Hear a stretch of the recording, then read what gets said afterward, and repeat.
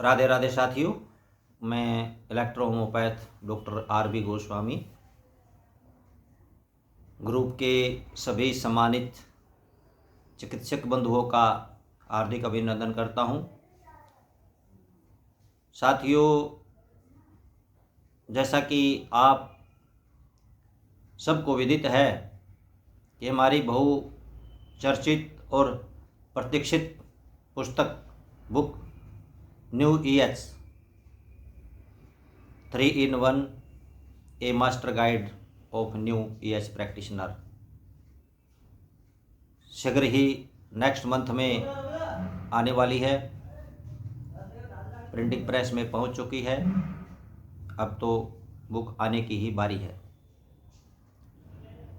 तो जिन साथियों ने अपना बैलेंस अमाउंट अभी जमा नहीं करवाया है, वो सभी साथी अपना अमाउंट जमा करवा दें, क्योंकि जो पहले बुकिंग हमने 500 रुपये डिपॉजिट होकर के हुई थी, उसके अकॉर्डिंग बुक जो है नहीं भेजी जाएंगी। अब जो फाइनल पेमेंट जिसकी आएगी उसके क्रमानुसार जो है उन पुस्तकों को भेजेंगे।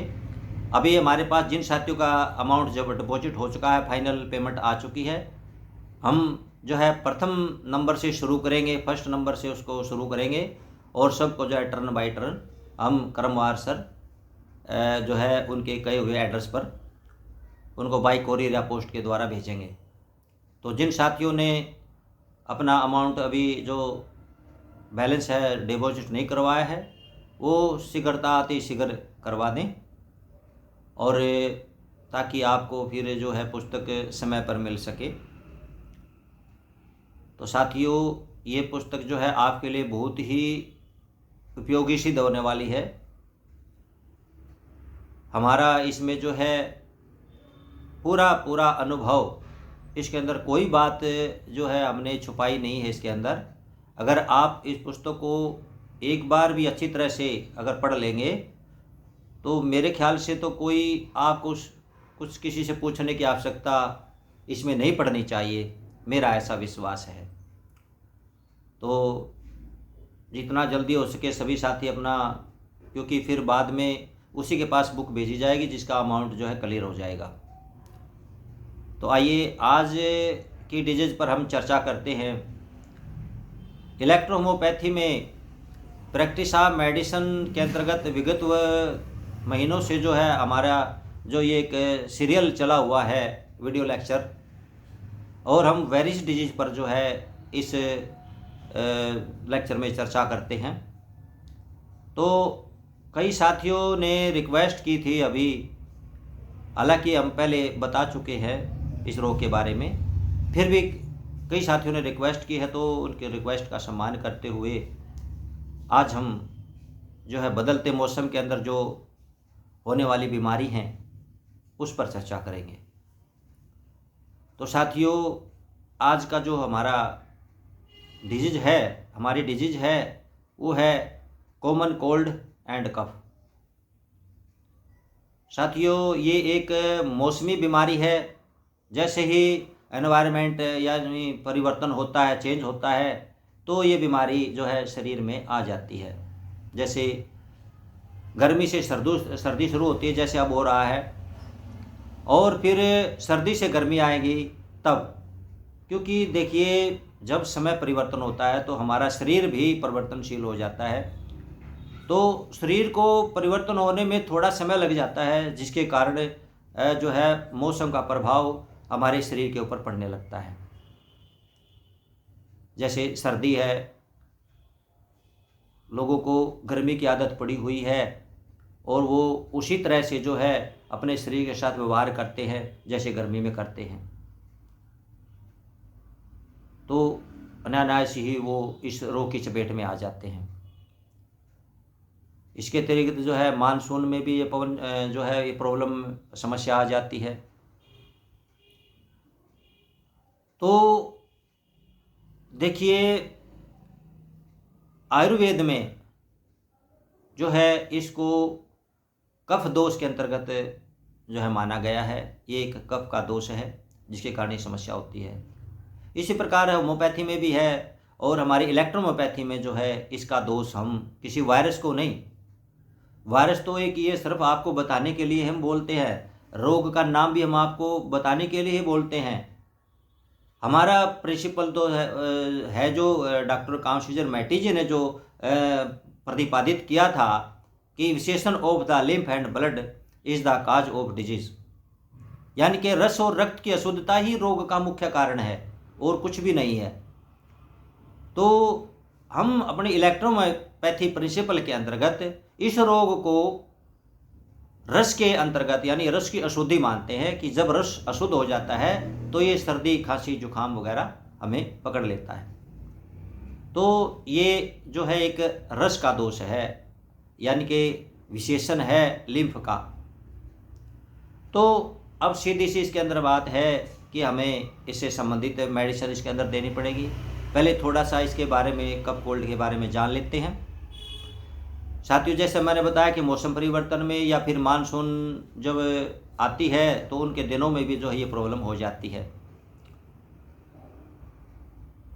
और इस परिवर्तन में, मौसम परिवर्तन में जो है सर्दी खांसी जुकाम श्वसन संबंधी जो भी डिजीज हैं हमारी रेस्पिरेटरी सिस्टम को जो है वो प्रभावित करते हैं।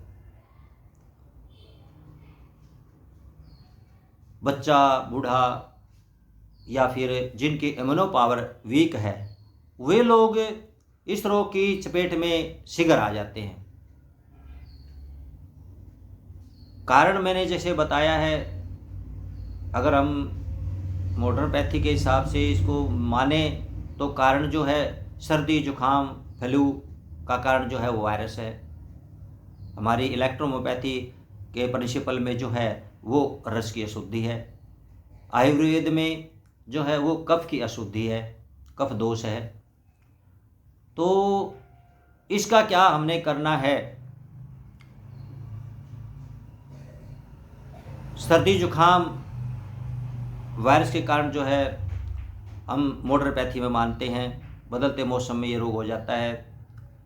जो लोग ठंडी वस्तुओं का सेवन करते हैं उनको भी ये प्रॉब्लम हो जाती है। तो इसके लक्षण क्या है साथियों? सबसे पहले जो है नाक बहना, नाक से छींके आना, सिर दर्द होना, बदन दर्द होना, गले में खराश हो जाना, खांसी उठना, सूखी खांसी उठना, उसके बाद चेस्ट में पेन होना, उसके पश्चात जो है बलगम आना, पहले सफ़ेद बलगम आना, फिर पीला गाढ़ा हरा बलगम आना। तो इस प्रकार के जो लक्षण हैं वो कफ कोल्ड के अंतर्गत होते हैं, मिलते हैं। तो साथियों, अब उचित कारण को जान करके इसकी हमें चिकित्सा करनी चाहिए। उचित कारण है रस की अशुद्धि। तो यहाँ पर हमने समझने की आवश्यकता है। कई हमारे साथियों ने काफ़ी प्रश्न किए हैं कि जो है ना सर्दी खांसी जुकाम में हम जो पेक्टोरल ग्रुप की औषधियाँ है, पी ग्रुप की जो औषधियाँ है वो कौन सी दें, कब दें, कौन सा वाला वॉल्यूम जो है हम उसको दें, किस इन्फेक्शन में हम दें। ये कई इस प्रकार के जो है प्रश्न हमारे साथियों ने किए हैं और मैं जो है इस वीडियो लेक्चर के माध्यम से आज पूरा प्रयास करूंगा कि उनकी जो है ये प्रॉब्लम सॉल्व हो जाए। साथियों देखिए, कोई भी डिजीज है, किसी भी प्रकार की डिजीज है, उसकी 3 स्टेजें होती हैं। थर्ड स्टेज होती है दोस्तों, शुरुआत में जो आरंभिक स्टेज जिसको हम बोलते हैं उसमें क्या है कि जो लक्षण दिखाई देते हैं उसमें नाक से पानी बहना, छींके आना, लाल नाक हो जाना, आंखों से पानी आना, बदन दर्द होना इत्यादि जो है ये हमारे जो है फर्स्ट स्टेज के जो है लक्षण है, प्रारंभिक लक्षण होते हैं कोल्ड कफ के। सेकंड स्टेज में साथियों उसके पश्चात में धीरे धीरे अगर इसका इलाज ना कराया जाए, लापरवाही बरती जाए तो फिर जैसे गले में खराश हो जाएगी, गले में टॉन्सिल भी होने लग जाते हैं। तो इस प्रकार से जो है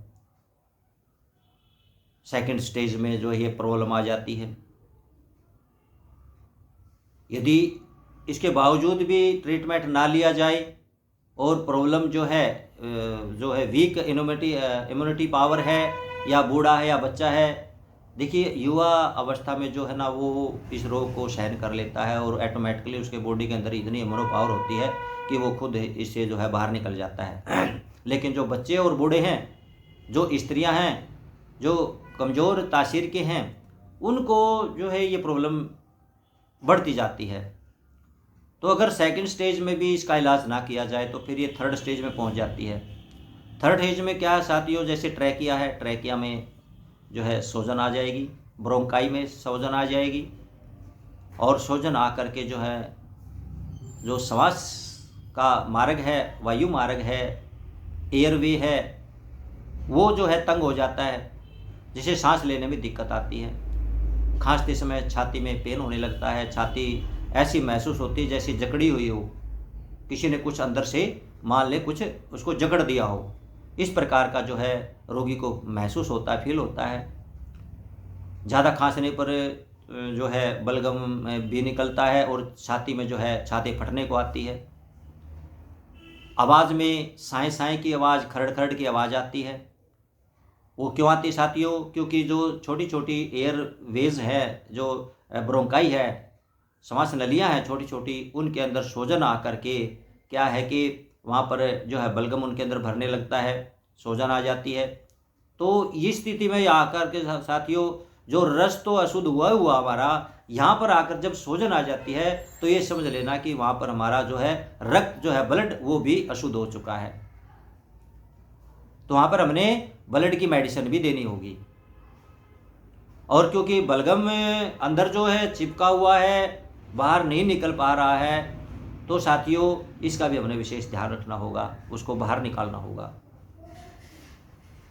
तो यहाँ पर मैं आज आपको बताऊंगा कि पेट्रोल की औषधियाँ किस किस स्टेज में कौन सी औषधि देनी चाहिए। साथियों, जैसा कि मैंने शुरू में बताया था आपको, हमारे बीपी और बीसी दो फार्मूले हमारे ऐसे हैं जो हर एक रोगी को दिए जा सकते हैं, उसको हम ठीक कर सकते हैं। जो कॉमन कोल्ड का पेशेंट होता है उसको हम इन दो फार्मूलों से ही ठीक कर सकते हैं, इसमें कोई दो राय नहीं है, उसी से ही ठीक हो सकता है। जो प्रथम आरंभिक स्टेज है जो वो हम प्रथम और सेकंड उससे ही ठीक कर सकते हैं, और कुछ देने की आवश्यकता नहीं है। तो साथियों यहाँ पर जैसे मैंने बताया फर्स्ट स्टेज में कि जुकाम होना, नाक से पानी आना, और जो है सिर दर्द होना, आंखों से पानी गिरना, तो इस तरह की जो प्रथम स्टेज की जो सिचुएशन है वहाँ पर हम P1 का प्रयोग करते हैं प्रारंभिक अवस्था में। यदि इसके बावजूद भी जो है जैसे गले में खराश हो जाती है, या जो है ब्रोंकाई में जो सूजना वगैरह आ जाती हैं, तो साथियों उस स्टेज में पहुंच जाते हैं, तो वहाँ पर हम क्या है कि सेकंड जो है ना हमारी P2 है, P2 का वहाँ पर हम प्रयोग करेंगे। जब छाती में दर्द होने लगे और छाती फटने को आए तो समझ लेना कि वहाँ पर P2 का काम शुरू हो गया है। और जब आवाज़ में खरड़ खरड़ की आवाज़ आने लग जाए, साए साए की आवाज़ आने लग जाए, सांस ना आए, तो सोच लेना कि जो वायु ट्यूब है, हमारी एयर ट्यूब है, वो भी बिल्कुल जो है नैरो हो चुकी हैं सूजन के कारण, उनमें बलगम भर चुका है थोड़ा बहुत जो है, और ऑक्सीजन लेने में जो है ज़्यादा तकलीफ हो रही है। क्योंकि जब तक हम पूरी सांस नहीं ले पाएंगे तो हमारे अंदर ऑक्सीजन नहीं जा पाएगी, और ऑक्सीजन न जाने पाने के कारण तो क्या है कि जो सांस हम लेते हैं उस सांस में जो ऑक्सीजन होती है वो ब्लड के माध्यम से हमारी कोशिकाओं तक पहुंचती है, और यदि ऑक्सीजन कोशिका तक नहीं पहुंचेगी, कोशिकाएं को जो है, कोशिकाओं को, सेल्स को जो है वो पोषण नहीं मिलता, उनको वो जो है कमज़ोर होने लगती है, उनको एनर्जी नहीं मिलती है, तो इस कारण करके जो है फिर धीरे धीरे जो है हमारी सारी उसमें स्वेलिंग आने लगती है और निष्क्रिय होने लगती है और रोग बढ़ता जाता है। तो साथियों सेकेंड स्टेज में मैंने आपको P2 का प्रयोग बताया। और साथियों जो बड़ी ही नाजुक स्थिति है, जिनकी कमज़ोर हैं और जो इम्यूनिटी पावर वीक है, या जो बड़े हैं, बूढ़े हैं, या बच्चे हैं, या स्त्रियां हैं, उनके लिए हम यहाँ पर जो साथियों P3 का प्रयोग करेंगे सेकेंड स्टेज के अंदर। और जब ब्रोंकाई में स्वेलिंग आ जाती है, ब्रोंकाइटिस हो जाता है, छाती में सांस नहीं आता है, बलगम भर जाता है और प्लूरसी जो है अपनी जो रिब है ये साइड की, इनमें पेन होने लगता है, तो ऐसी स्थिति में साथियों हम P4 का प्रयोग करेंगे। तो ये स्टेज आपने देखनी है, कौन सी स्टेज में कौन सी मेडिसिन। पेशेंट आपके सामने है, मेरे सामने नहीं बैठा हुआ है, पेशेंट आपके सामने बैठा हुआ है, कौन सी स्टेज है वो आपको देखना होगा, अपने विवेक से काम लेना होगा। तो साथियों यहाँ पर हमने क्या किया है कि जैसे मैंने आपको बताया बीपी और बीसी ये तो हमने देना है इसको, तो क्योंकि रस की अशुद्धि हो चुकी है तो वहाँ पर हमारी S1 L1 काम करती है, और उसके साथ साथ में जब ब्लड की भी अशुद्धि हो जाती है तो वहाँ A3 हमारी है ही, पहले दे रखा हमने उसको ऑलरेडी। तो साथियों यहाँ पर हमने इसका प्रयोग किया है बीपी बीसी का प्रयोग किया है फर्स्ट स्टेज में। अगर सेकंड स्टेज आ जाती है तो वहाँ हम P2 का प्रयोग करेंगे, बीपी बीसी प्लस P2। अगर जो है बच्चे हैं या औरतें हैं, स्त्रियां हैं, गर्भवती स्त्रियां हैं जिनको नरम प्रकृति की दवाइयाँ चाहिए, उसके लिए हम वहाँ पर बीपी बीसी और P3 का प्रयोग करेंगे। और जब साथियों ये दिखे कि छाती में स्वेलिंग आ गई है, सूजन आ गई है, घरघराहट की आवाज़ ज़्यादा आ रही है, सांस आने में तकलीफ हो रही है, तो वहाँ पर हम P4 का प्रयोग करेंगे। यहाँ पर मैंने जो इलाज को बता रहा हूँ वो 4th स्टेज का बता रहा हूँ, क्योंकि लोग जो पेशेंट होते हैं वो जल्दी से आते नहीं हैं, हल्की फुल्की खांसी जुकाम में वो आपके पास नहीं आएंगे, जब उनको ज़्यादा तकलीफ होती है तभी वो आपके पास में आते हैं। इसलिए मैंने उसी स्थिति को ध्यान में रखते हुए ये ट्रीटमेंट जो है प्रोटोकॉल यहाँ पर बनाया है। तो यहाँ पर बीपी बीसी और प्लस में P4 का प्रयोग हमने यहाँ पर, और उसके साथ में BE का प्रयोग हमने यहाँ पर किया है।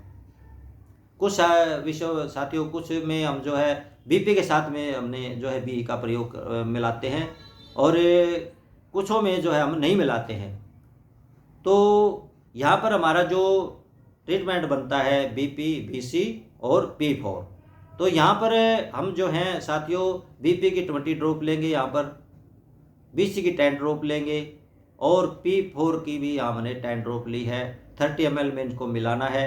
ये एक कंपोजिशन हुआ साथियों। इन तीनों औषधियों को एक बोतल के अंदर, जो 30 ml की बोतल है, पहले उसके अंदर डाल लेना है।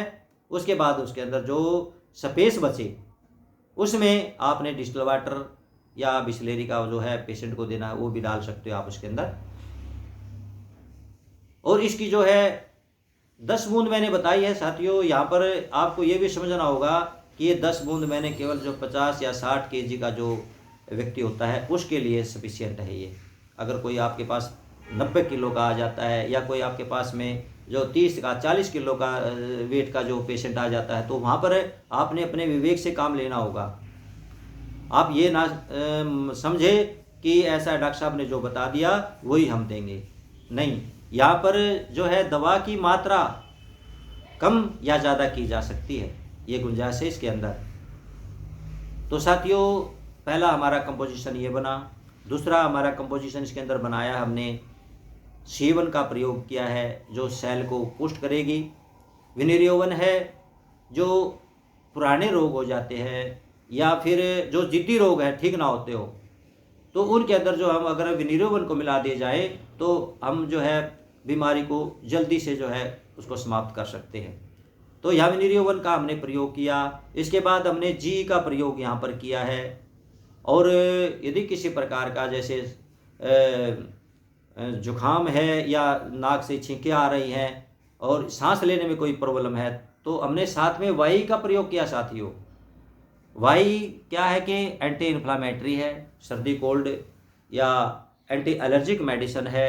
दूसरा ये वाई जो है डायलेटर का काम करती है, जो ब्रोंकाई है, जो इसके कारण जो सूजन हो चुकी है और जिनमें मतलब रास्ता बिल्कुल नैरो हो चुकी हैं, एयरवे जो है बिल्कुल तंग हो चुका है, वहाँ पर हम जो है वाई का प्रयोग करते हैं।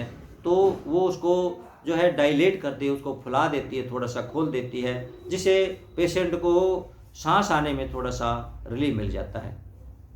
तो साथियों यहाँ पर हमने C1 विनिरियोवन, ग्रेनेक्टिसिटी और YE का प्रयोग किया है। इन सब की 10-10 मात्रा जो है 10-10 बूंद जो है D4 से हमने लेना है और 30 ml में इसको डाल करके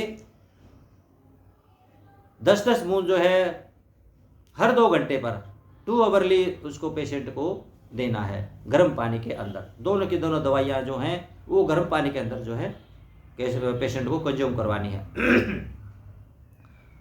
यदि चेस्ट में इसके बावजूद भी पेन रहता है या सांस लेने में तकलीफ आती है तो साथियों वहाँ पर हम जो है A2, P2, C5 और BE का प्रयोग करेंगे। D3 से लेंगे इन सब को और इनकी जो है 60 ड्रॉप में इनको जो है हम डिवाइड कर लेंगे। तीनों को जो है 60 ड्रॉप में, अगर हमारे पास जो है A2 है, P2 है, C2 है या C5 है या B, 4 मेडिसिन होगी साथियों। D3 से हम चारों मेडिसिन की जो है 15-15 ड्रॉप लेंगे और उसको 30 ml की बोतल में डालेंगे। बाकी का हमारे पास जो स्पेस बचा है वो 27 ml डिस्टिल वाटर का बचा है, वहाँ तक उसको भरेंगे।